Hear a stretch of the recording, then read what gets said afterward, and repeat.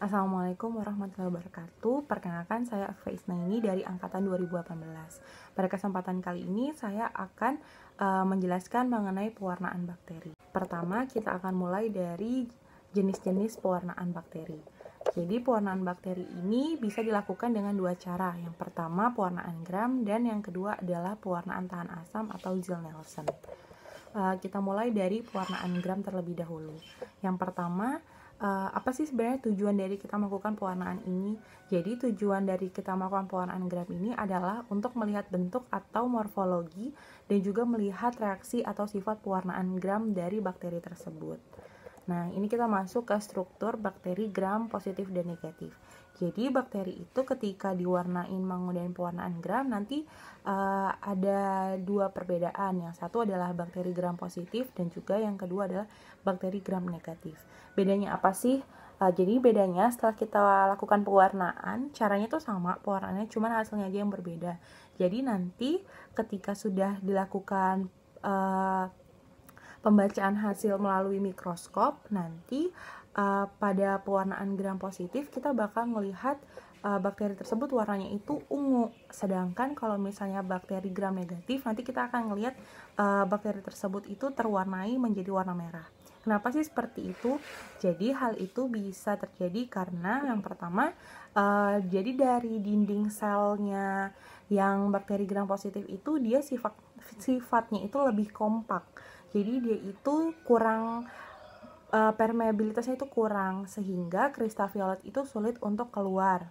Sedangkan yang bakteri gram negatif dia itu dinding selnya itu kurang kompak sehingga dia dinding selnya itu lebih permeabilitasnya itu lebih tinggi sehingga kristal violet itu bisa atau masih mungkin untuk keluar. Selain itu dari sisi peptidoglikan, lapisan peptidoglikannya kalau yang gram positif itu lapisan itu jauh lebih tebal, yaitu ada 30 lapis.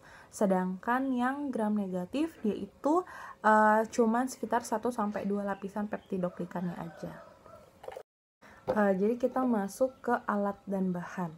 Jadi alat dan bahannya ini yang pertama kita butuhkan tentunya objek glass, yang kedua ada lampu Bunsen, yang ketiga itu ada OC, terus juga ada rak tabung, terus ada mikroskop untuk membaca hasilnya, dan yang terakhir ada pipet tetes.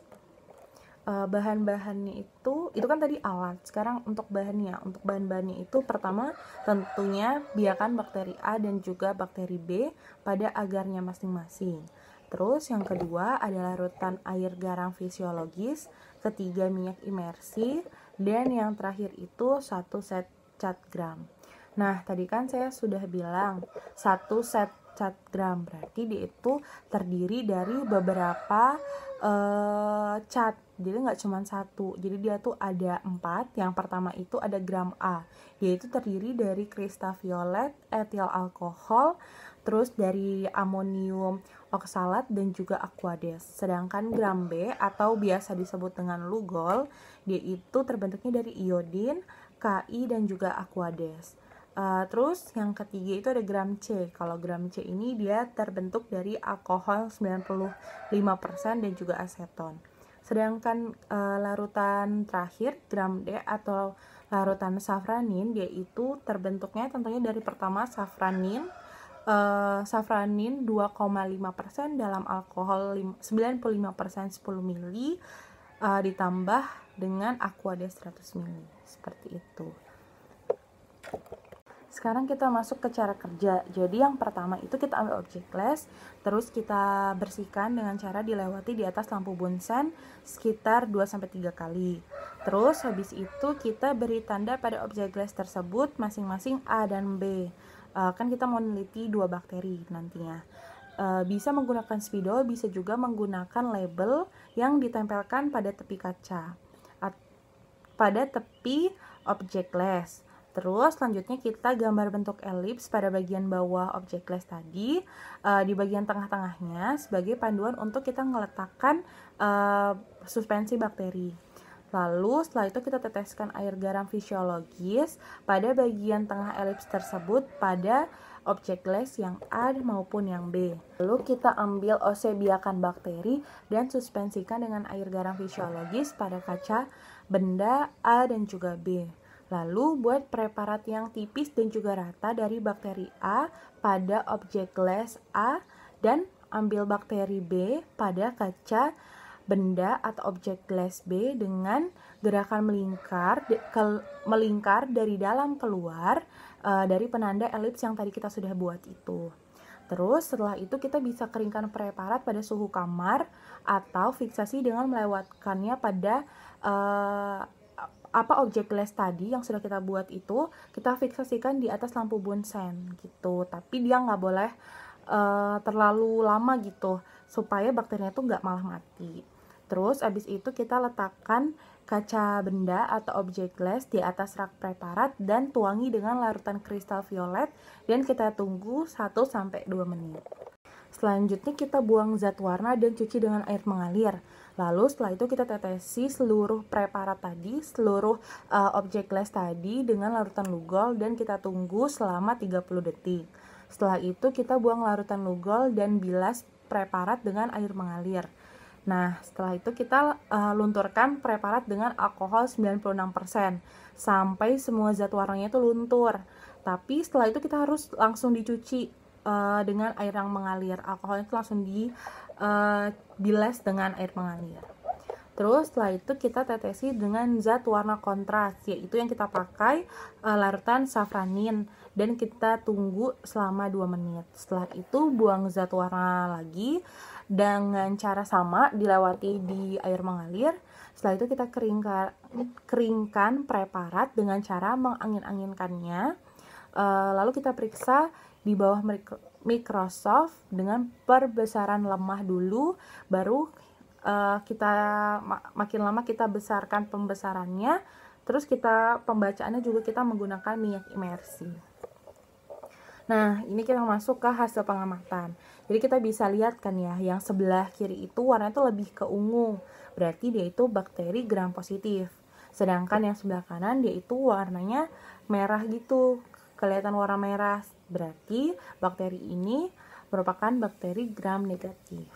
Tuh. Nah, yang kedua ini adalah pewarnaan dari Zell-Nielsen atau tahan asam. Jadi tujuan dari pewarnaan ini tuh apa sih? Jadi tujuannya adalah untuk melihat atau mengamati bentuk-bentuk sel bakteri yang tahan terhadap pewarnaan asam. Dimana ketika kita melakukan pewarnaan ini nanti akan terlihat berwarna merah. Sedangkan bakteri yang tidak tahan terhadap asam dia akan berwarna biru. Kita masuk ke alat dan bahan. Pertama alatnya ini ada objek glass, baru ada lampu bunsen, ada OC, dan juga ada rak tabung, ada mikroskop, dan juga masker. Masker ini merupakan alat perlindungan diri supaya ketika kita melakukan pewarnaan ini tidak terjadi penghirupan zat yang tidak diinginkan, seperti itu. Selanjutnya adalah bahannya itu ada pertama biakan bakteri atau sputum. Kalau selanjutnya itu ada minyak imersi. Kalau minyak imersi itu berfungsi untuk membaca mikroskop gitu. Terus ada satu set zat BTA atau Zell-Nielsen. Jadi cat Zell-Nielsen ini terdiri dari beberapa. Yang pertama itu ada ZNA atau Zell-Nielsen A. Itu terdiri dari alkohol fusin dan fenol. Terus ada ZNB terdiri dari HCl dan juga alkohol. Dan yang terakhir ada ZNC yang terdiri dari methylene blue dan juga aquades. Selanjutnya kita akan masuk ke cara kerja. Jadi pertama kita tentunya harus menggunakan alat perlindungan diri, yaitu gunakanlah masker. Terus ambil objek glass dan kita bersihkan di atas lampu bunsen. Kita lewatin gitu di atas lampu bunsen. Kemudian kita teteskan dengan air garam fisiologis pada tengah objek glass tadi. Terus yang ketiga, buatlah preparat yang tipis dan rata. Lalu kita keringkan preparat pada suhu kamar dan fiksasi dengan melewatkan objek glass tersebut di atas lampu bunsen. Terus setelah itu kita letakkan kaca benda mendatar pada rak preparat dan tuangi larutan karbonfusin sampai menutupi seluruh permukaan objek les tadi. Dan selanjutnya kita lewatkan di atas nyala api sampai zat warna tersebut mengeluarkan asap, tapi bukan sampai mendidih, hanya sampai mengeluarkan asap saja. Ulangi sebanyak 3 kali, biarkan selama 5 menit. Lalu selanjutnya kita buang zat warna tadi, baru kita bilas dengan air mengalir. Lalu setelah itu kita lunturkan zat warna yang tadi kita tetesi itu. Jadi setelah kita bilas di air mengalir itu ada sisa-sisa bekas zat warnanya masih di situ. Nah, lalu kita itu lunturkan dengan cara kita tuangi alkohol asam sampai semua zatnya itu larut gitu. Lalu setelah itu kita cuci di air mengalir. Setelah kita cuci, selanjutnya kita tuangi preparat dengan larutan metilen blue. Baru kita tunggu atau kita biarkan selama 30 detik. Selanjutnya kita cuci dengan air mengalir lalu keringkan. Nah, setelah itu objek les udah bisa kita amati di mikroskop. Dimulai dari perbesaran sama seperti tadi, dimulai dari perbesaran yang lemah sampai ke perbesaran yang kuat atau hingga 1000 kali.